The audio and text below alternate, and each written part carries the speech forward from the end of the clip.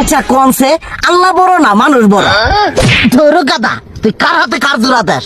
কুড়ায় আল্লাহ আর কুড়ায় মানুষ। যেটা কবার কইছে ওইটা কন। আল্লাহ বড় না মানুষ বড়? আল্লাহ তো বড়। আল্লাহ বড়, তাহলে আল্লাহর কথা না হই না মানুষের কথা শুনেন কে? কি কইতাছস? কি আর আল্লাহর কথা মানে না মানুষের কথা মানে? হ্যাঁ, কি আর মানুষের কথা শুনেন তাই না?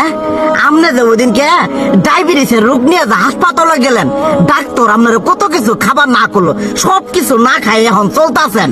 তাহলে আল্লাহ যে আপনারা কইছে যে হারাম খাবার না, সুদ খাবার না, কই আপনি তো কাম কাজ বাদ দিয়ে এলাকার আমাদের টাকা পয়সা না গায়ে খালি উল্লে দিয়েই খান। নিজেরা টেও হালাল ভাবে কামাই করেন না, ওই সুদ তো না কটা টিয়া করে লাভ আহে উল্লে দিয়ে দিয়ে চলেন আর পেটা বড় বানাইছেন। শুনেন একটা কথা কই, হারামের কোনোদিন আরাম নাই। হালাল পথে রুজি রোজগার করেন, প্রয়োজনে এরা বেলা কম খায়েন, তাও শরীর পিণ্ডও ভালো থাকবো, কোনো রোগ বেদও হবো না, আরামও পাবেন, আল্লাহও খুশি থাকবো। তুই আমার এইভাবে বুঝাবি আগে কইলি না কে? আসলে এই বিষয়টা তো আমি কখনো মাথায় এইভাবে নিইনি যে আমাদের কখনো ডাক্তার নিষেধ করলে ঠিকই আমরা নিষেধ মানি, কিন্তু উপর আল্লাহ যে কত কিছু নিষেধ করে দিয়ে সেটা মানি না।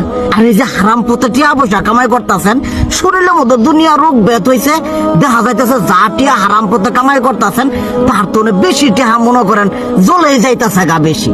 আজকের পর থেকে আমি আর এই হারাম সুদ খামো না, আমি হালাল পথে চলবো, হালাল টাকা পয়সা ইনকাম করবো। এতে করে যদি একবেলা কমও খাইতে হয় তবুও খামো, তবু আমি আর এই হারাম পথে চলবো না। আচ্ছা ঠিক আছে।